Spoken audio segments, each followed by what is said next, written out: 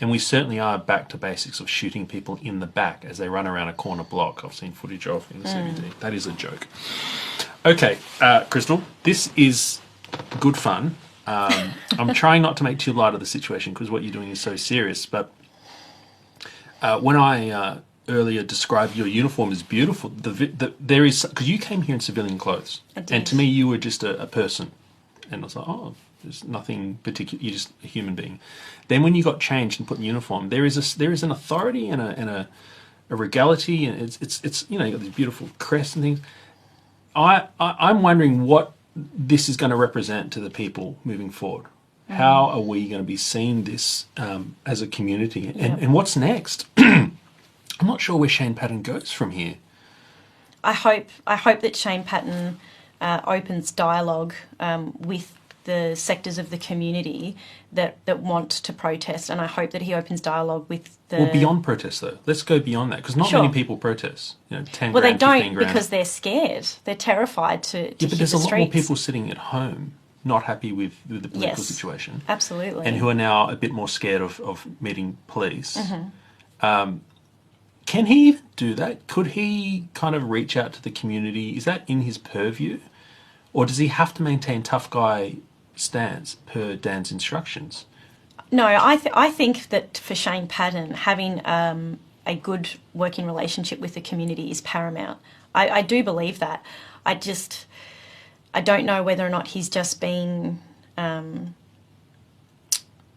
swept up in all of the CHO directions and the current enforcement, and so he hasn't had the time to sit and consider the damage that our enforcements of the CHO directions are causing. If we look back to, I think it was 1994, the Tasty nightclub incident. What was that? Because you put that in a message to me, and I was like, what happened there?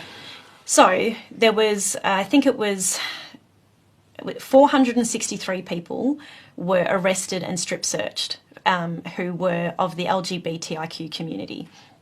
And it was wrong. It was completely unacceptable what occurred that day. Why were they strip searched? Is it because it was a drug thing? What was the reason? I think it was at a time where it was at a height of dissent in relation to gay people being open in the community, and it was definitely seen as a homophobic act. Because it was targeting the gay community. It was targeting the gay community. This nightclub, I think, was a nightclub where LGBTIQ people frequented, and that those people that were arrested and strip searched were of that community. Under the guise of you carrying drugs or something. Something right. ridiculous. Okay. The point is that act alone, that single act alone, caused so much damage to Victoria Police and the trust that the LGBTIQ community has with us, right? It took 20 years for Victoria Police to apologise. 20 years? For that. That's a number of commissioners later. It is. So then we look at the CHO directions that we're enforcing now and the harm that that's causing the community and the reputational damage that that's causing. That's bigger than to Tasty. 6 million? 6 million? No, yeah, more. Like that. Yeah. You know, every single Victorian is suffering as a result of these CHO directions. Imagine the magnitude of the damage that this is causing. That was one incident, and we paid for it and worked with that community solidly thereafter to try and rebuild relationships within the LGBTIQ community. How long is it going to take Victoria Police to rebuild that trust with the community? 20 years. Once these CHO directions go away. Well, I look forward to the Chief Commissioner coming on the show in 2041 to make that apology to the community. All right, so you represent a large number of police, something like 200 or 300, who are also similarly concerned about what's going on. Yes. Tell me about that group, what you're doing, why you're doing it. Yeah, sure. So about a month or so ago, our union, or my ex-union, I resigned from my union a few days ago, so that's the Police Association of Victoria. They released on their Facebook page, it's a private Facebook page just for police members, they released a statement at about 7 o'clock at night, and they said that should Shane Patton or should Victoria Police institute a vaccine mandate, that they would support that mandate. The post itself has had the most traction and the most amount of comments of anything that they've ever posted. Positive or negative or neutral? A mixture of both. It was entirely, it caught me by surprise, the divisiveness. There were police on there celebrating it, saying, I don't want to work with anybody that's not vaccinated. There were police saying, good, if you don't get the jab, you should get fired. And there was a lot of hurtful, hateful, divisive comments by people of that persuasion. And then there was a whole bunch of other police that were saying, well, hang on a second, you know, people have every right to have vaccine hesitancy, and here's all of these different reasons why, you know, I don't want to take this vaccine right now. And they were just getting ignored. There was repeated requests on the page to get answers from TPAV. TPAV, you said that you sought legal advice and that's why you've come to this decision. What was that legal advice? They didn't tell us. So I'm sitting there watching this unfold on this page and I'm thinking, geez, this is pretty big news. And then I started to message privately a couple of the members from within the group, and we started to form a small support group because we thought, you know what, we need to lean on each other now, because if this mandate comes in, what are we going to do?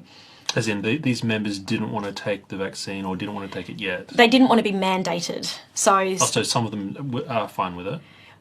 Yes, so there's a number of different reasons why, but for example, some want to wait for further studies, some want to wait for a different vaccine. There's a lot of people waiting for the Novavax or the Covax at the end of this year. That's the one, Covax. So a lot of these members were saying, look, I'd rather wait for Covax and see how that one plays out. I'm not particularly minded to these two. Lots of different reasons. Some people just don't want it to be a mandate, a condition of their employment. The point was that we got together privately and we started to sort of coordinate and reach out to police members that we knew didn't want these mandates to come in. And that was all done very privately, and the group grew quite quickly. And we wrote a letter to the union, signed by 110 of us at the time. So at that point in time, there was 110 members who signed this letter to our union, telling them that we were really disappointed in their post. We were disappointed that they didn't moderate it, and that we wanted assurances from them that they would support members who didn't want to be vaccinated, and that they would support them through any industrial relations issues that might arise out of that. Like other unions are doing, can I add? Some are not, but there are some that are coming out. I saw yesterday. There's the Meat Workers Union, but there's also another one, AMU or AW, that are saying it's only a very small percentage of our union base that doesn't want to take this vaccine right now or not yet or ever. But we're still going to stand for that 10, 20%. And that is their job, stand for them all. And that's what we wanted from our union. And we didn't get a response. Wayne Gatt has my personal number. We've spoken on many occasions before in relation to enterprise bargaining issues from a few years ago. Wayne Gatt being the head of the police union. Yes. And he could have called me when that letter got sent. He could have had a discussion with me, and he didn't. We reached out again and we said, hey, listen, we've got another private Zoom tonight and the members are waiting for an answer. And I got nothing. It was crickets. There was no response. And, you know, so as a result, one of the members within the executive of our support group reached out to Jack Maguire, who runs... He runs Red Union. So they're an affiliate group that run a number of different unions that are, I guess, operated by industrial relations lawyers. Okay. But they didn't operate here in Victoria. Yep. And he has... so Red Union has a union, I think it's called SOPA or SOPA, however you want to pronounce it, and it's for sworn officers. Right.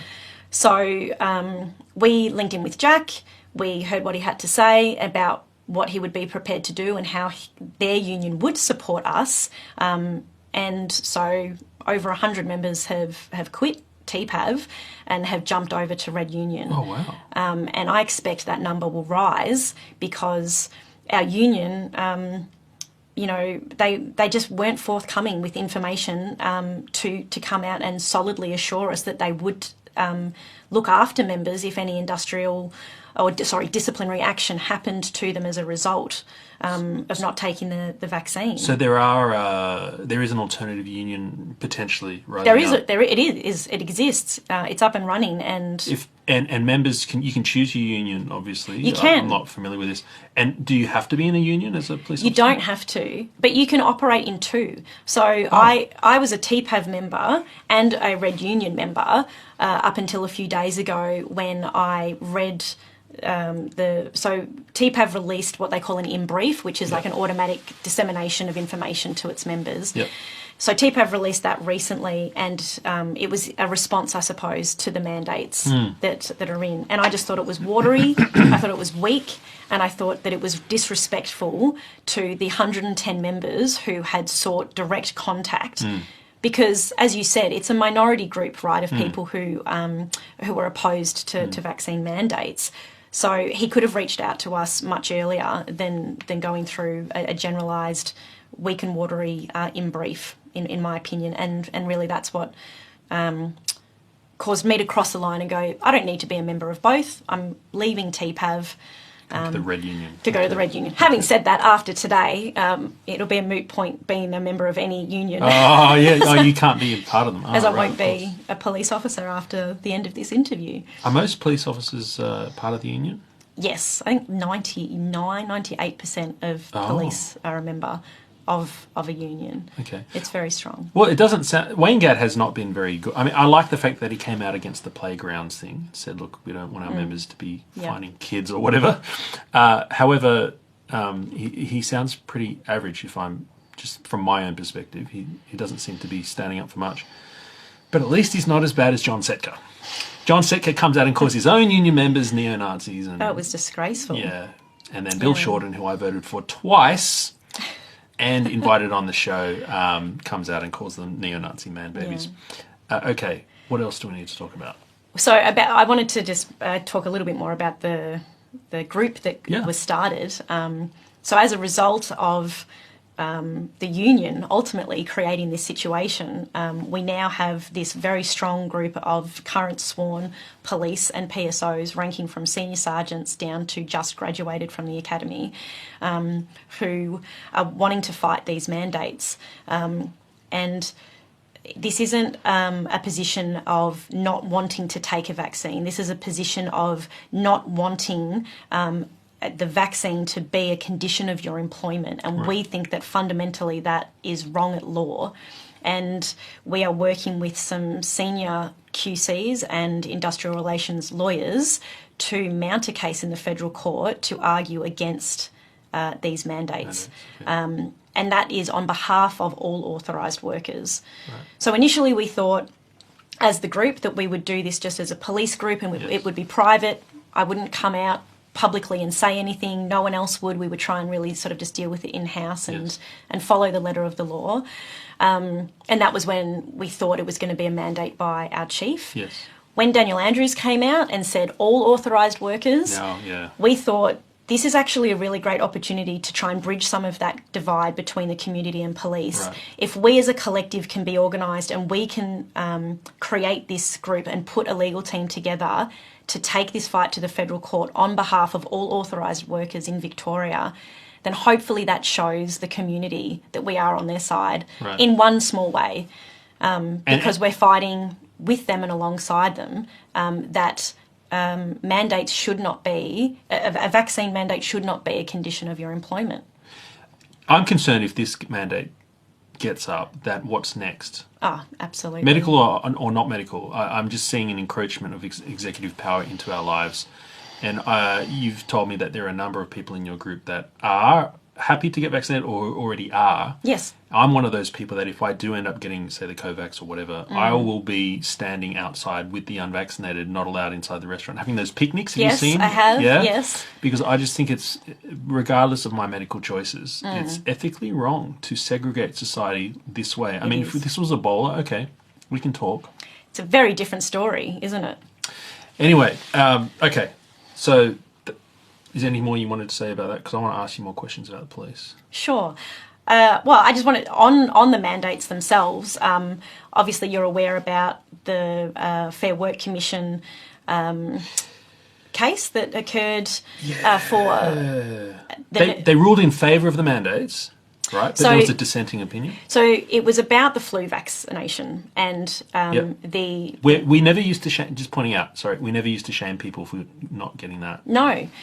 But so that case was about a flu vaccine, and the matter that was at the Fair Work Commission was for this person to appeal the decision that her dismissal was fair and reasonable. Because she was dismissed because she wouldn't get the flu. Because she wouldn't get the flu vax. Okay. So the three people that sat on that judgment, two of them sided with the original decision and said that the case could be upheld. And the dissenting opinion was that of Deputy President Dean, who is the only person in the Fair Work Commission who has come out with authority and made a statement about where COVID-19 vaccine mandates sit within the community. And she was absolutely against them being mandated by employers or being mandated by the government. Her articles is available online. We'll put the link in the That would be this. great. I would encourage everybody to read her dissenting opinion. Why? Because I found it very interesting, but everything that she said is so on point and is talking about the rule of law and human rights, the right to bodily integrity, freedom of choice without coercion. She talks about everything that we have seen being discussed in all of these different chat groups on the internet. And the mainstream media going, that's just a conspiracy theorist, and that's just conspiracy talking. Yeah. And she puts it into this beautifully eloquent form and says, these aren't conspiracy theories, these are facts. And she goes through the facts. And it's just a fantastically well-written dissenting view because I think she said, I think I wrote it down and I just wanted to refer to it. Sure. She said that she had never more strenuously disagreed with an outcome of an unfair dismissal application. That's strong wording. It is. She also said that Safe Work Australia had publicly come out and said that most employees, or employers I should say, will not have to make vaccinations mandatory to meet their health and safety requirements. Okay. Right? Wow. So why does Dan Andrews think any differently? Because she's in the minority, that's why. He's got 2/3. Yes, well, this is true. But that doesn't make it right. This is why we are doing a town hall I'll do a quick plug if you don't mind for our show. We do these private town halls online. We do them live in real life and online, but we're doing a talk on ethics because I think this is really missing. And I love that theme of this interview where we've talked a lot about ethics because people talk about what's right. Do the right thing, Dan says, all the time. Yeah. And you are charged, Victoria Police, with making sure that people do the right thing and not the wrong thing. But when is it right because the government said so? And when does it stop and say there's a higher authority? There's your personal sense of ethics here, not just what the government says is okay. Sorry, I cut you off. Did you want to read more of? Oh, no, I did. Yeah, there was just a few other points that I'd wanted to make, but sure. I can make them. Hit me up. Okay. This is not Channel 10. We've got plenty of time. Well, so you've just given your plug.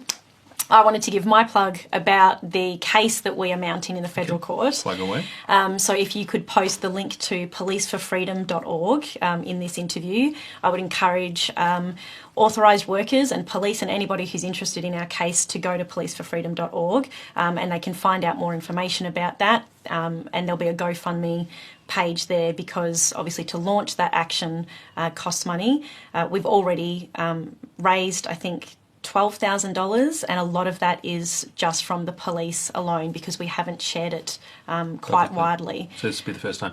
I know the QC that you mentioned earlier, which we won't name for now. Yes. Top notch.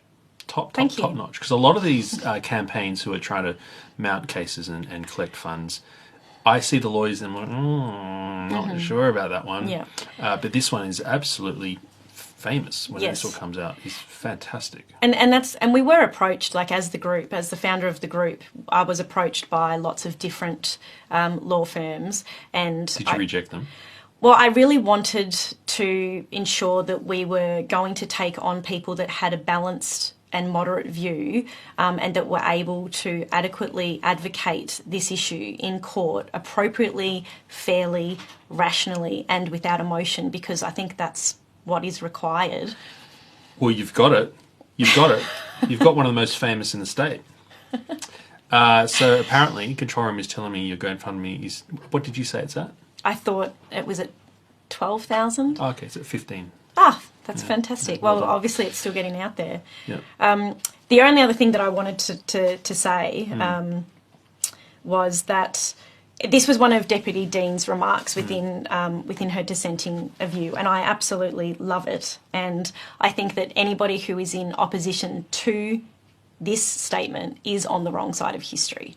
And her statement was that all Australians should vigorously oppose the introduction of a system of medical apartheid and segregation. She used that word, because I've been using those words and people saying I'm crazy. No, she used those words. This is quoted from her dissenting opinion. And she said it is an abhorrent concept and is morally and ethically wrong and is the antithesis of our democratic way of life and everything we value. I just think anybody that can look at this situation that we're in rationally and sit on the other side, I'm telling you now, they're on the wrong side of history. That's true, but the problem is cycles of history take time. And if you look around the world, people are saying this about Australia, you guys are crazy. But here in Australia, we're in a little bubble. Yeah. And we could be here for another few years. So we have to basically... When's our next election? Okay, November 22, so it's a year and a bit. Yeah. We have a year and a bit of suffering, but... But in terms of the public mood against the wrong side of history, it could take a while before... If you look at what happened in history, I won't start to name... I think we all know which decade I'm referring to in the 40s. But it takes time for people to go, oh my God, what did I just do? I regret it. But that's what frustrates me, right? Because we've got history to warn us about these things, and we are literally living a moment in time in history where we shouldn't need to have anybody reflect on this in years to come and go, oh, I should have acted differently. You should know better right now. Every single one of us should know better right now that this is wrong, and the way that we are responding to this pandemic, it's not proportionate in this country. It's not proportionate in this state. And you shouldn't need years to reflect on that to then come around and go, oh, yeah, we could have responded to that better. Well, the Victoria Police also is not being proportionate, and that too, I think, will be reflected on poorly. I think so too. Can I ask you about... I'm just trying to ask everything I can while I've got a Victoria... I don't think I'll ever have Victoria Police ever in here again, except to raid me and arrest me. I am wondering if other members are going back to their training when they learnt the self mnemonic, and whether they are considering their own positions. Because I put out a little posting the other day, which seems to have taken off, where I'm very sorry to you and to others for calling you cowards. I read that. I read that post, and it did hurt my feelings a little bit, I've got to be honest. But you're free to say it, and I think that, there was elements of truth to it. I found it very difficult to write because there are good cops, bad cops, as we've been talking about, and it's the good cops that message me and say, I'm ethically torn about this. Yep. And so I attacked them and wrote a post saying, of all people, it's not Shane Patton who's a coward, it's not the other cops who are happy smashing Victorians, it's you, because you are ethically torn and you're not doing anything about it. So can you tell me a bit about that self-mnemonic, and can you tell me a bit about your journey through your ethical struggle? I know we covered a little bit at the beginning, but really I'm wondering if this interview will help some of the others, not necessarily to resign, not necessarily to do what you're doing, but to just... As I said in that post, stop sitting on the fence stop being torn within yourself ethically. Like, you need to reconcile within yourself who you're going to be as a human being. Yeah. It is difficult though, and Matt, what I would say is you don't want those members who are having a struggle of moral conscience to quit. Yeah. Do you want the only police on the street to be the ones that think... Everyone says this to me, yeah, you're going to get rid of all the cops. But I'm not asking them to quit. I'm encouraging people to find what their ethics and their morals are and to stick to them.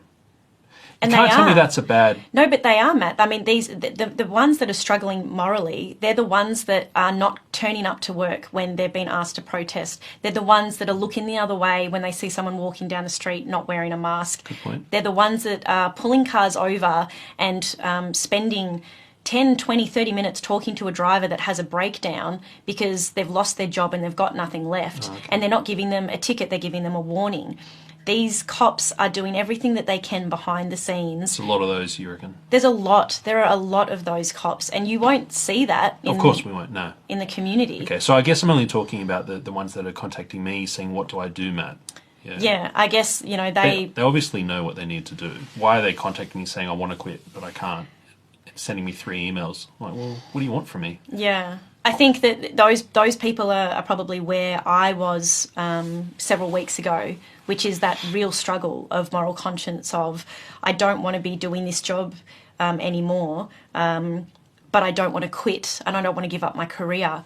I had all of these career aspirations before coming here today, and all of those go out the window now. I think that maybe those police are thinking the same thing. What did you want to do? You want to come up and be a inspector? So in my mind, my journey with Victoria Police was that this would be my entire career. I would stay with VicPol. You started in your early 20s. I did. Yeah. I was fresh-faced recruit at 22, and I envisaged that in my career I would retire as an inspector, Inspector Mitchell. That's what I was hoping for. Which is one rank above Senior Sergeant. It is, but I'm not a Senior Sergeant. Acting, yeah. I'm an acting Senior Sergeant. So, there's a whole process to actually get Few that years, promotion. Yeah.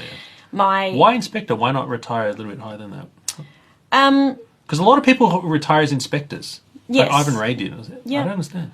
I think that I have a lot of inspector friends, and I have friends that are above that rank, and that's a really good place to sit from a position of influence above and below. Oh. It still maintains connection to the troops in varying degrees. But my 5-year plan, up until a month ago, was to become a senior sergeant and then become a senior sergeant in charge of a police station.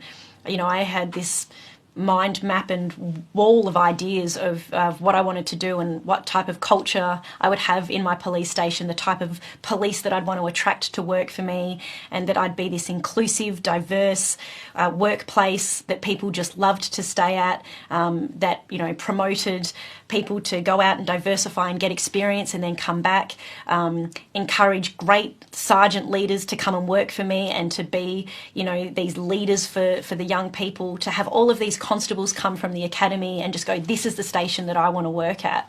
Like Senior Sergeant Croydon from Blue Heelers. Yes. Well, yeah, maybe, but that was sort of my next ambition. Was I would love to be able to run my own police station and direct a culture that would just be a fantastic place to work. Okay. And that's not going to happen now. No, I don't think so. Well, it's not.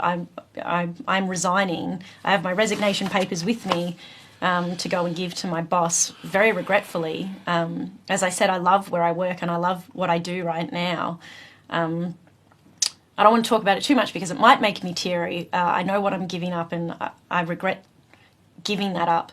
But you seem at peace, though, at it. Like you're not I'm at struggling peace with it now. anymore. I was a wreck. I cried. I was torn. I just felt so torn up inside about what I wanted to do. But I just felt that what's happening is bigger than my career. Yeah. And not standing up and being a voice and speaking out, because there is no one to do it. You're not allowed to do it as a police officer. The only way you can do that is to make the sacrifice, to quit, so that you can go public. And I'm not asking or expecting other police officers to do that, but what I do hope is that I can continue to be a voice for those police, and hopefully continue to bridge some of that divide and gap between community and police. And that would be my greatest desire, to see the damage that's been caused repaired, and repaired quickly. and if I do that as a civilian, then I do that as a civilian. But I just on reflection, I probably need to get onto LinkedIn and update my resume. You need a new job. Well, I'll be unemployed, so yes. Wow. Don't know. Hopefully, LinkedIn will help me out. Stick a resume on there. See how we go. I love the fact that you've come out in this side of it. Like it really says a lot about your character. You didn't have to do this.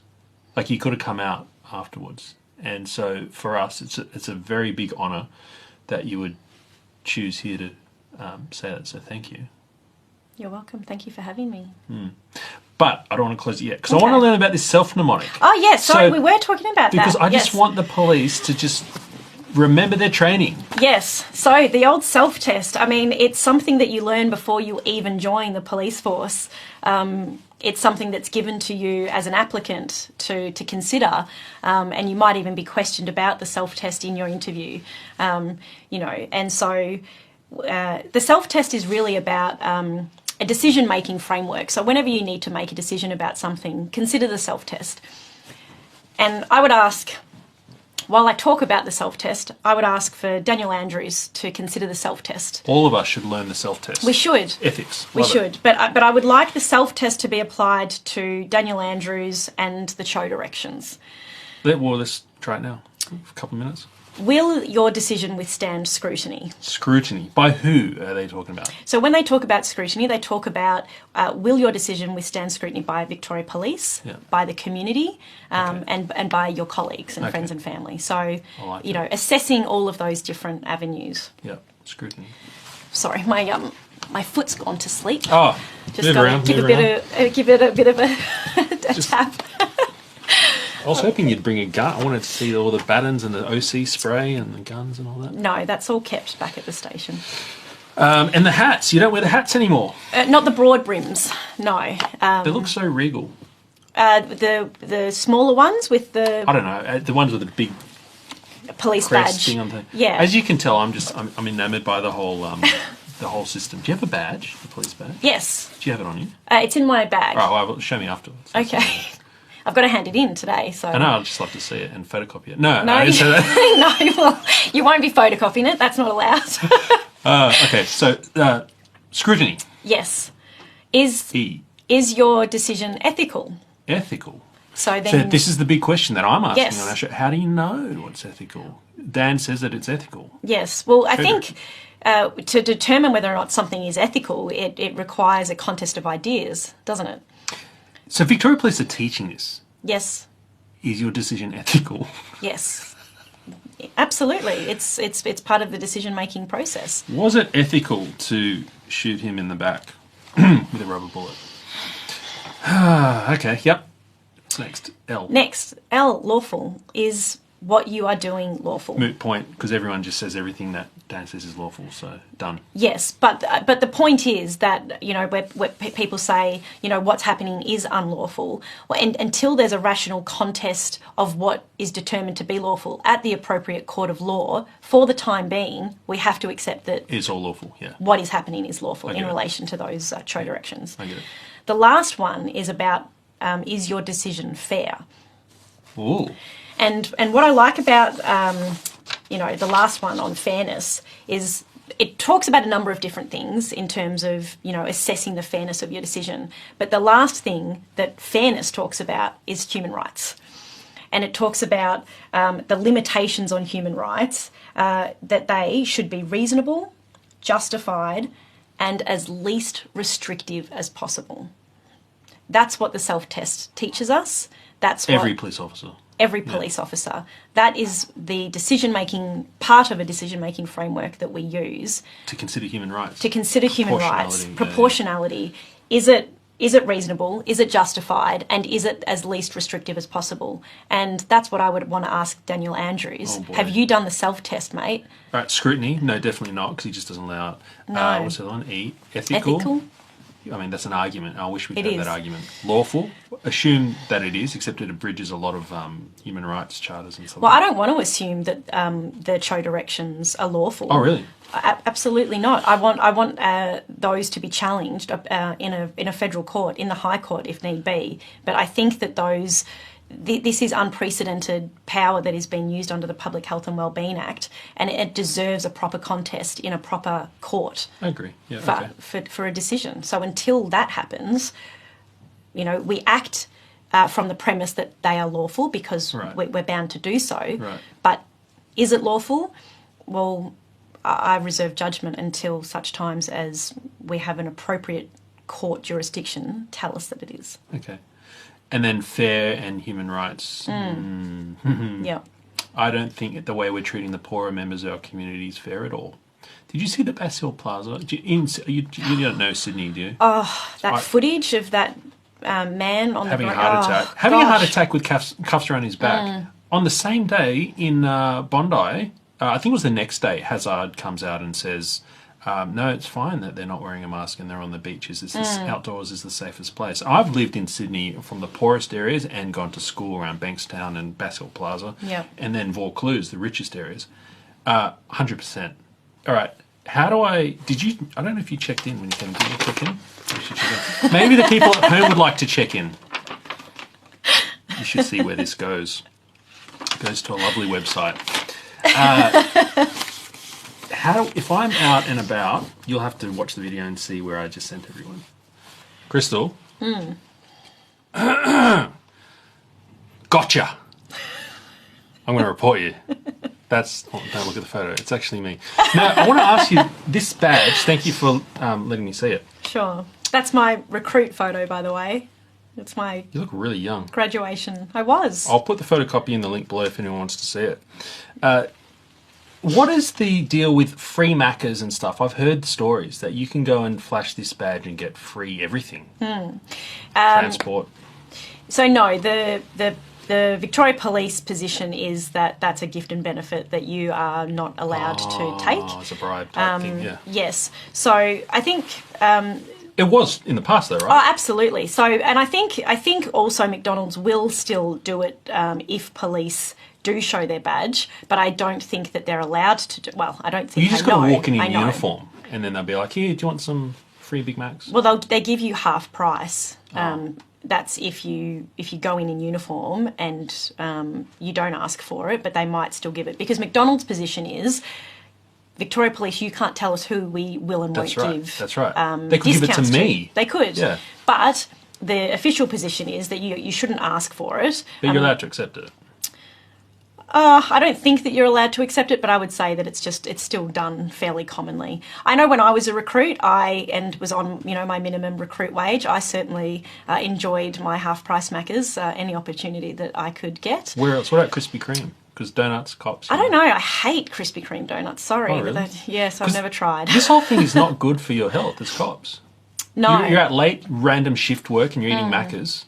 but it's the only thing really that's open. I mean, look. Kebab shops. Oh yeah, the dirty kebab. Not dirty kebab. The Holy Trinity: garlic, chili, and barbecue sauce. Oh, that's really unfair to your partner in the car. Could you imagine eating one No, of you those? get them to eat it as well. And then Hello, it's just a snack big pack. fart fest in the divvy van. No, just garlic. Hey, what else can you get on this? Can you get? We're talking about it like it's a free ticket to It's a do free stuff. thing. So but why we would can you- ride public transport for free with our Freddies. Yeah, but even when you're not on duty. Yes. Oh. Yeah. There is an expectation, and I've certainly had to act with authority whilst off duty. So there's an expectation that if you are riding public transport and you're doing so for free, that any issues that occur, You'll respond. You'll respond to that and you will assist. And members do step up and they will do that. But there's also some that won't because it's just not safe at the time. Is this why we're seeing playing? In the protests, there's like a line of cops, and then there's one girl in like activewear with a gun around her hip. And I'm like, Yeah. what's going on there? I haven't Like, seen that one. Yeah. Maybe they were like at the last minute, quick, put a belt on, help us out. Well, she's probably a detective. No, she was young. And That doesn't mean she can't be a detective. No. She's like 22, like really young. That doesn't mean she can't be a detective. What? We got 22-year-olds investigating stuff. Absolutely. Oh. Having a detective designation just means that you work at a particular criminal intelligence unit or some other unit that conducts... I've watched Brooklyn Nine-Nine. I know that you need to get to a certain number of years and then you go for the detective exam. Oh, okay. Is that how it works? Yeah.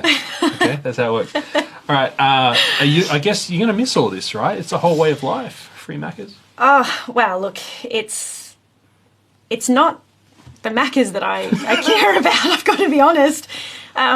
It's a career. It's an entire life. I grew up as a ward of the state and I lived in foster homes. Yeah. And I ran away at 16 and wow. I've been homeless.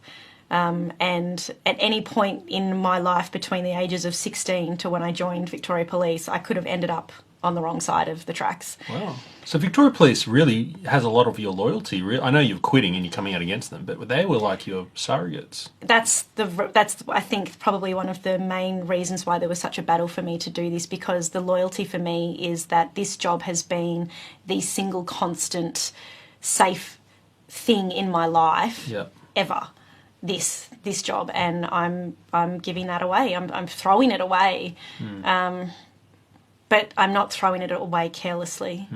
It's for an important cause. I hope it stands for something. I really do, because I am going to miss my job and my co-workers, and just the life of being a copper. Yeah. And we are going to miss having good people in there, like you who have left. Last question: how do the people at home know whether we're coming across a good cop or a bad cop? Not that it's as binary as that, but how do you know when they're going to be reasonable, or when I'm out riding at my 6 kilometre limit? Yep. Like, I don't know, am I being a bit irrational, just avoiding them? I don't want to talk to you. Just I'll go. You're on the left. I'm going right. Yep. Look, I think that the way in which it happens very quickly. Just in that initial conversation. So my partner and I were walking our dogs the other day. I had my mask off. I have the exemption, and a sergeant made a beeline for me straight away, and I was like, oh God, here we go. But he opened the conversation extremely friendly and warm and inviting. He used neutral tones. He used neutral language. He was like, hey, how you doing? Yeah. Absolutely. And it wasn't just this straight away sort of assertive or aggressive or very direct response. And I think that that's probably how you can tell the difference, is that when you have police that are coming up and engaging friendly or opening and in calm and neutral, they're the good cops. They're the ones that are there to have a conversation and be rational and reasonable. So there's no secret word I can say and they go, oh, yeah, I'll let you go on the speeding ticket. No, there is no secret word. It's a 924. It's a 924.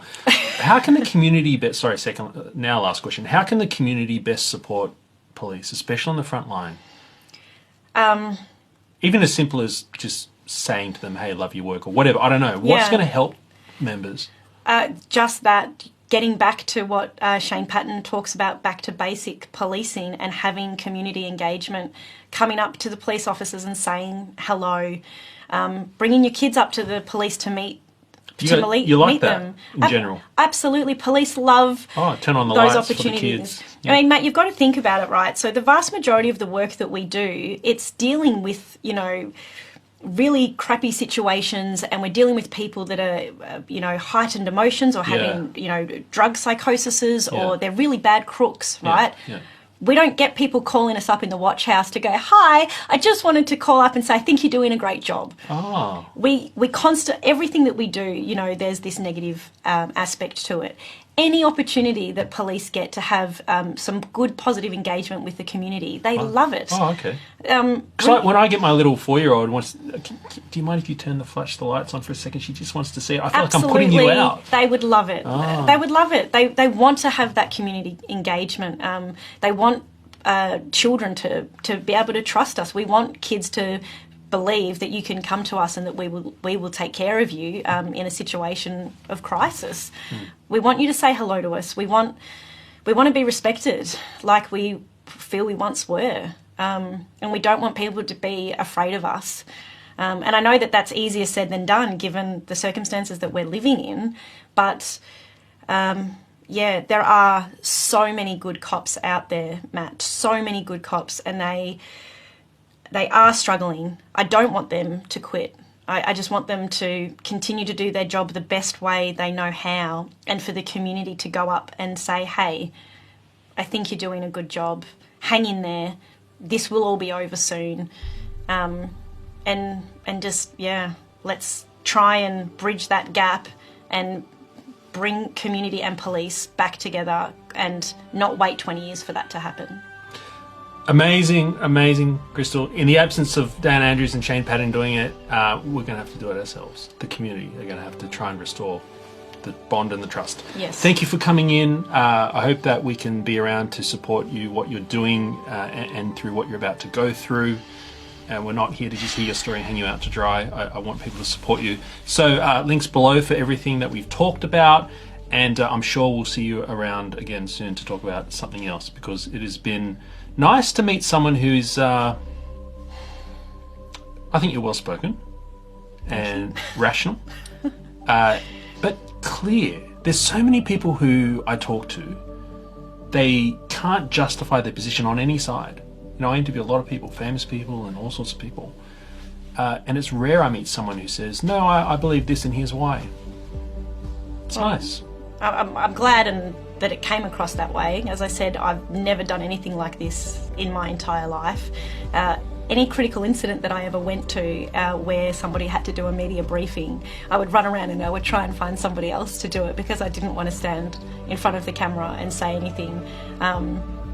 So yeah, this was a first for me, and if I was clear and got a message across that hopefully brings community and police together, then I'd be really happy about that. Awesome. All right, go to work. Go to work. You got to hand in your resume. I do.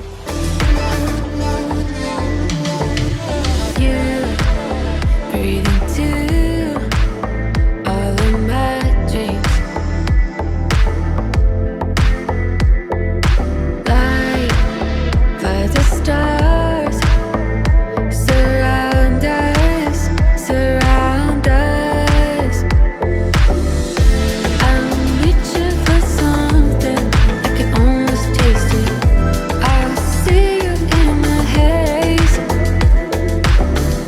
I'm barely floating, but I know you're with me.